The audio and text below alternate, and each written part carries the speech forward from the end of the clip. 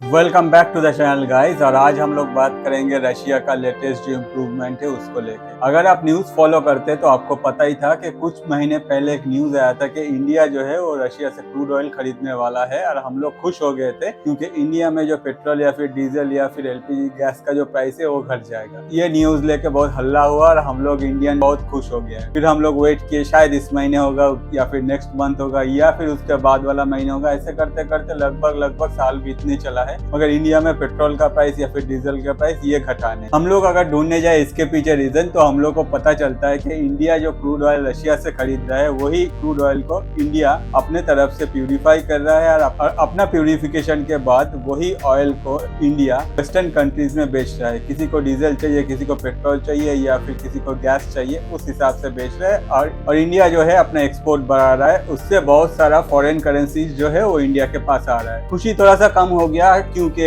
अपना जो प्राइस है वो घटा नहीं, मगर दूसरा बात है कि इंडिया में पैसा आ रहा है, इस बात का तो खुशी है। तो चलो अच्छा ही है क्योंकि पैसा जो है घूम फिर के इंडिया में आ रहा है, इंडिया का तरक्की हो रहा है, ये सोच के हम लोग खुश होते हैं। अगर हम लोग कुछ वीक पहले का जो न्यूज है उसको फॉलो करें तो हम लोग को पता चलता है कि रशिया जो है ये बोल दिया इंडिया को कि भाई आगे जाके हम लोग आपको क्रूड ऑयल सप्लाई नहीं कर पाएंगे ड्यू टू सम रीजन। अगर आप ढूंढने लगते हैं तो आपको पता चलता है कि इंडिया जो है रशिया से जो क्रूड ऑयल खरीद रहा था उसमें जो ट्रेड हो रहा था वो था आईएनआर में, मतलब इंडियन नेशनल रूपी में। अब रशिया के पास क्या हुआ, रशिया के पास आईएनआर जो है इसका जो स्टॉक है ये बहुत बढ़ गया, क्योंकि जब भी रशिया ने क्रूड ऑयल इंडिया को बेचा, इंडिया ने जो पेमेंट किया है वो आईएनआर में हुआ है और यही आईएनआर का जो स्टॉक है ये बहुत बढ़ गया है। रशिया अपने तरफ से ये आईएनआर का जो है ये खपत करने चाह रहा है और अपना जो प्रोडक्ट रशिया को जरूरत होता है, जो इम्पोर्ट करता है, वही खरीदने के लिए रशिया जो है ये आईएनआर यूज करने का कोशिश कर रहा है। मगर आगे जाके एक प्रॉब्लम हो रहा है, हर कोई कंट्री जो है ये इंडियन नेशनल रूपी ये नहीं ले रहा है, इसलिए रशिया को थोड़ा सा इश्यू हो रहा है। तो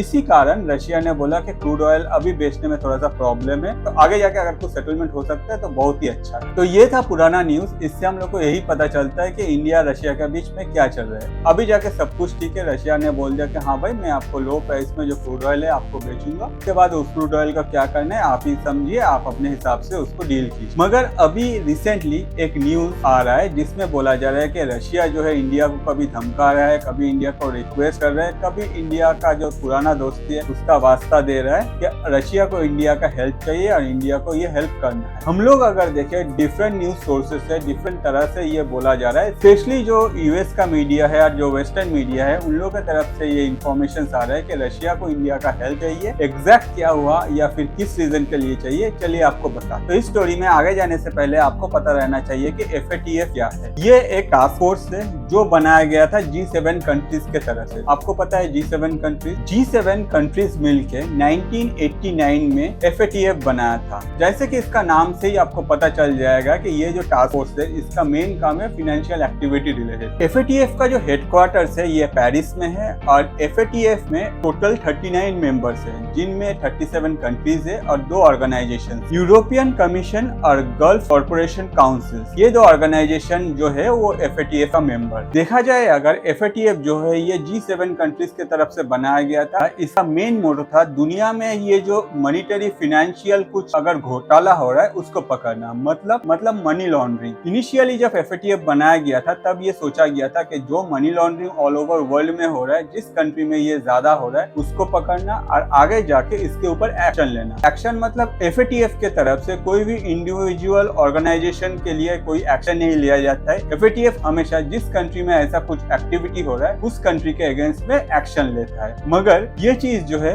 ये जाके आगे मॉडिफाइड किया गया, मतलब यही है कि FATF का जो एक्टिविटी है ये आगे जाके चेंज किया गया और FATF में टेररिज्म जो पॉइंट ऑफ व्यू है वो ऐड किया गया। आगे जाके कोई भी कंट्री अगर अपना जो पैसा है वो टेररिज्म में फंडिंग को यूज करता है, मतलब टेररिस्ट रिलेटेड एक्टिविटी में अगर कोई भी कंट्री अपना पैसा देता है या फिर टेररिस्ट रिलेटेड एक्टिविटी में अगर कोई भी कंट्री को बढ़ावा देने के लिए अपना पैसा खर्चा करता है, तो तब जाके FATF जो है अपना स्टैंड लेके उस कंट्री को 2 तरह से बैन कर सकता है। एक है उसको ग्रे स्केल में डालना, दूसरा है ब्लैक लिस्ट करना। मतलब 2 तरह का लिस्ट FATF के पास है, एक है ग्रे लिस्ट, एक है ब्लैक लिस्ट। तो आप पूछेंगे कि भैया इंडिया का क्या हालत। इंडिया जो है वो FATF का मेंबर है। ऑन द अदर हैंड आपका दिमाग में चल रहा है पाकिस्तान जो है FATF का मेंबर नहीं है, पाकिस्तान उल्टा FATF ग्रे लिस्ट में है। और पाकिस्तान जो है FATF का बहुत बुरा पुराना गेस्ट है, ये हमेशा जो है ये ग्रे सेल में रहते हैं। पाकिस्तान का 2-3 साथी है जो पाकिस्तान को ग्रे लिस्ट से ब्लैक लिस्ट होने में बचाता है, जिनमें पाकिस्तान के बड़े भैया चाइना, तुर्की और मलेशिया हमेशा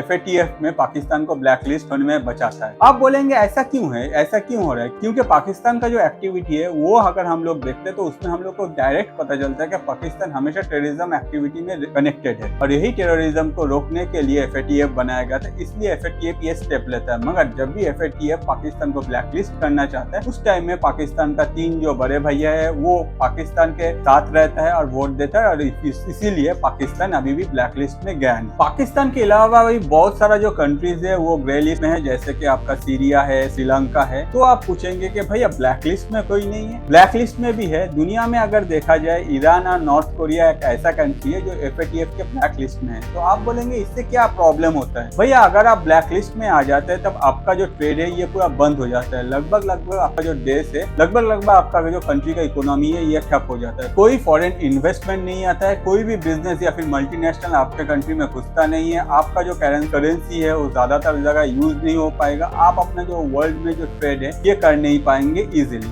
इससे जाके वर्ल्ड ट्रेड में ज्यादातर कंट्री आपके साथ बिजनेस नहीं कर पाएगा, और वही हो रहा है पाकिस्तान के साथ। आपको जैसे पता है कि पाकिस्तान का जो इम्पोर्ट एक्सपोर्ट है ये अफेक्टेड है क्योंकि ये ग्रे लिस्ट में है। आगे जाके अगर हम लोग दूसरा कंट्री देखें जो कि ब्लैक लिस्ट में है, उन लोग का भी अगर आप ट्रेडिंग देखें ऑल ओवर वर्ल्ड में तो ये बहुत कम होता है। इससे जो देश का जो इकोनॉमी है उस पर असर आता है और कंट्री जो है ये ग्रो नहीं कर पाती। तो ये था FATF कैसे काम करते हैं। अब हम लोग आ जाते हैं अपना स्टोरी में। तो हम लोग का स्टोरी में जो रशिया है इसको US के तरफ से कोशिश किया जा रहा है कि FATF का ब्लैक लिस्ट में डालना। अगर FATF का ब्लैक लिस्ट में रशिया आ जाता है तो रशिया का जो ट्रेड है या फिर रशिया जो क्रूड ऑयल हम लोग को बेचता है या फिर जो भी एमुनेशन हम लोग को बेचता है वो बंद हो जाएगा। On the other hand all over world से कोई भी रशिया के साथ ट्रेड नहीं करेगा और रशिया का जो इकोनॉमी है ये ठप पड़ जाएगा। तो अगर देखा जाए तो ये हुआ सबसे बड़ा सैंक्शंस जो US डाल सकता था रशिया के ऊपर। US और जितना भी वेस्टर्न कंट्रीज है ये अपने तरफ से रशिया को ब्लैक लिस्ट करने के लिए पूरा कोशिश करता है। मगर रशिया का जो एक्सपेक्टेशन है कि कुछ कंट्री जो FATF का ये ब्लैक लिस्टेड है ये हमें बचा सकता है। जैसे कि रशिया का एक्सपेक्टेशन है कि इंडिया हो या फिर चाइना हो ये हम लोगों के लिए वोट करेगा, ना कि रशिया का अगेंस्ट में जाएगा। और इसीलिए यही जो न्यूज है इसको मॉडिफाई करके मीडिया ने ये पेश कर रहे हैं कि रशिया जो है वो इंडिया के ऊपर प्रेशर क्रिएट कर रहा है या फिर रशिया इंडिया से हेल्प मांग रहा है या फिर रशिया इंडिया को थ्रेट कर रहा है कि भाई हम लोग को बचा लो FATF का ब्लैक लिस्ट होने में। तो हम लोग अगर थोड़ा सा पास्ट में जाके देखें, जब भी इंडिया को जरूरत हुआ at that point of time हमेशा रशिया ने इंडिया को हेल्प किया। आज के डेट में भी अगर देखा जाए जब रशिया के साथ यूक्रेन का वार हो रहा है तब ज्यादातर कंट्रीज जो है वो रशिया के साथ ट्रेड बंद कर दिया। On the other hand India जो है अपने तरफ से रशिया से ट्रेड कर रहा है और वही ट्रेड से इंडिया प्रॉफिट भी गेन कर रहा है। इस हिसाब से अगर देखा जाए इंडिया ने हमेशा रशिया के साथ स्टैंड लिया है और इंडिया हमेशा रशिया के साथ स्टैंड लेता है। आगे जाके FATF का जो वोटिंग होगा उसमें इंडिया क्या करेगा ये तो हम लोग को पता ही चल जाएगा। मगर एक चीज हम लोग को समझना चाहिए, इंडिया कोई भी डिसीजन ले इससे पहले इंडिया को एक चीज क्लियर रखना चाहिए कि अगर इंडिया रशिया के अगेंस्ट में जाता है तो रशिया से इंडिया जो सामान खरीदता है लाइक जो वेपन्स हो गया या फिर जो क्रूड ऑयल होगा इसका कोई ऑल्टरनेटिव इंडिया के पास रहना चाहिए। इंडिया अगर ये ऑल्टरनेटिव क्रिएट करने के बाद रशिया के अगेंस्ट में वोट देता है तब इंडिया एक सेफ साइड में रहेगा। On the other hand India अगर रशिया के लिए वोट देता है तो ये भी समझ लेना चाहिए कि जो कंट्री रशिया के अगेंस्ट में है उन लोगों से इंडिया का जो इम्पोर्ट एक्सपोर्ट चलता है उस हिसाब से इंडिया के पास ऑल्टरनेट है या नहीं। अगर होता है तो इंडिया को जरूर जाना चाहिए। आगे ये कम्प्लीटली डिपेंड करता है इंडिया का जो फ्यूचर पॉलिसी है रिगार्डिंग जियोपॉलिटिक्स उसके ऊपर। तो आप पूछेंगे कि भैया अगर रशिया ब्लैकलिस्ट हो जाता है तो इंडिया पे क्या असर आएगा? इंडिया पे मेजर जो असर आएगा, इंडिया जो है अपना वेपन्स और क्रूड ऑयल ये रशिया से खरीद रहा था। क्रूड ऑयल इंडिया को बहुत सस्ता में मिल रहा था जिसको इंडिया लेके ट्रेड कर रहा है। On the other hand weapons भी रशिया से इंडिया बहुत सालों से खरीदता जा रहा है, तो इसमें असर आ सकता है। तो आप पूछेंगे कि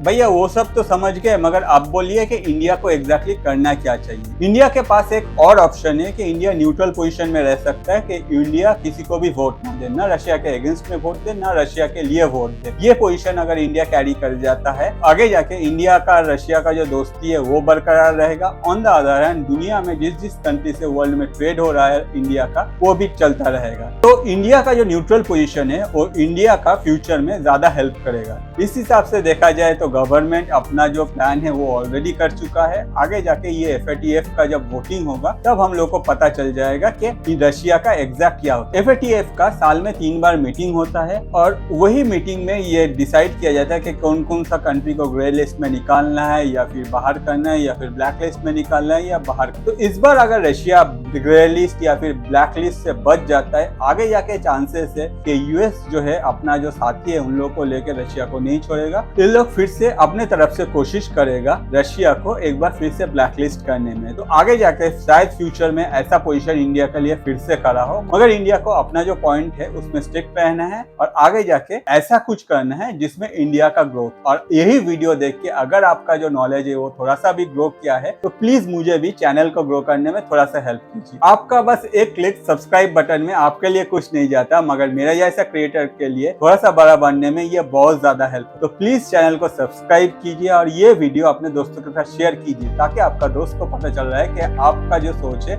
जियोपॉलिटिक्स के हिसाब से कैसा है। तो आगे जाके अगर आपको कुछ भी जानना है प्लीज कमेंट कीजिए, वीडियो को लाइक कीजिए और शेयर भी कीजिए। तो आज के लिए इतना ही। मैं अतनु, थैंक यू।